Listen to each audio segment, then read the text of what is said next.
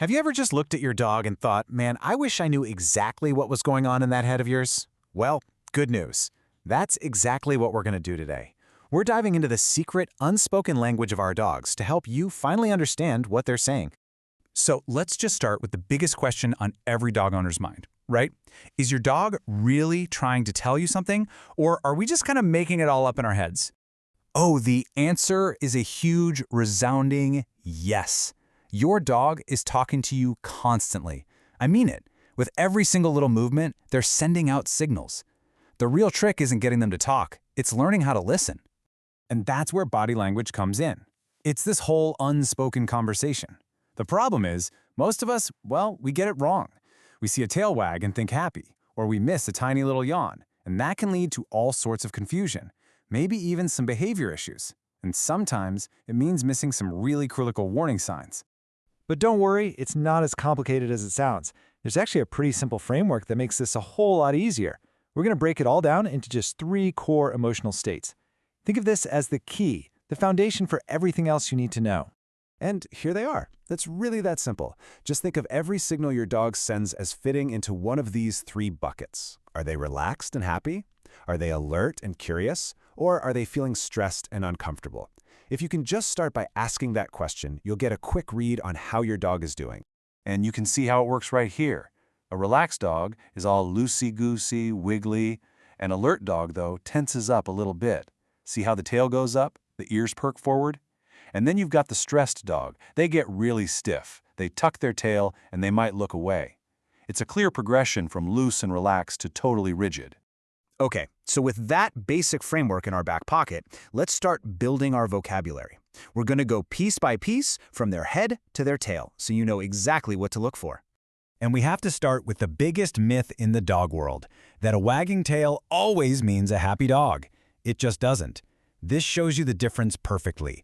A loose, full body, my butt is wiggling too wag, yeah, that's pure happiness. But a high, stiff, almost vibrating wag, that's a dog that's on high alert. You need to pay way more attention to that one.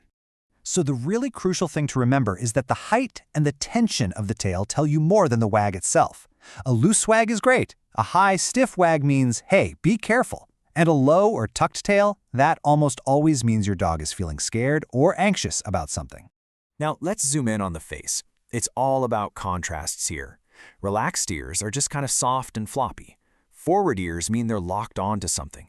And ears pinned flat against their head, that's a clear sign of fear. It's the same with the eyes and mouth. Look for soft versus wide and tight. A dog with a really tight, closed mouth is probably holding its breath, which is a classic sign of stress. Okay, this next part is so important. It's really easy to notice a growl, right? That's a shout. But the most valuable signals are actually the whispers, the little things your dog does long before they feel the need to shout. These are often called calming signals. You might see your dog lick its lips when there's no food around, or yawn when they're not tired.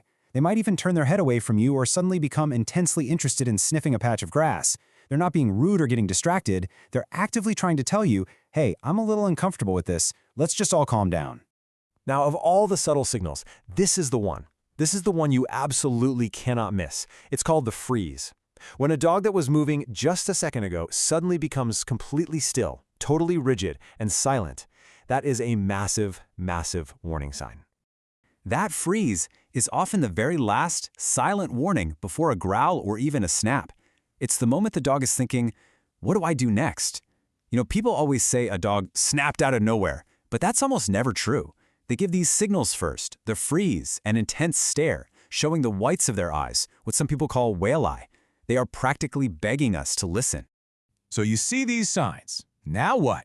What do you actually do? This is where we go from just being a listener to becoming a fluent speaker, someone who can respond in a way that actually helps your dog feel better. I love this quote because it just nails it. Punishing a growl is like removing the batteries from a smoke detector. See, a growl isn't the problem. A growl is the communication about the problem. It's a warning signal, just like that alarm. And think about it. If you punish the dog for growling, you haven't fixed what's making them uncomfortable. All you've done is teach them not to warn you next time. You've taken the batteries out of the smoke detector, but the fire's still burning. So here's a super simple system you can use every single time. Just go from head to tail. First, look at their posture, loose or stiff. Then check the tail. What's it doing? Then observe the face and notice their overall movement. But the most important step here is number 5. You have to combine all the signals. A wagging tail on a stiff body with wide eyes is not a happy dog. You've got to look at the whole picture.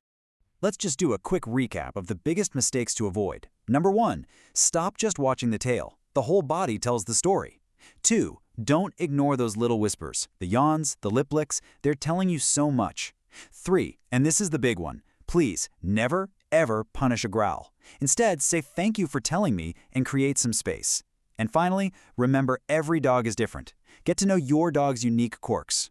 So, why does all this matter? What's the real payoff? It's simple.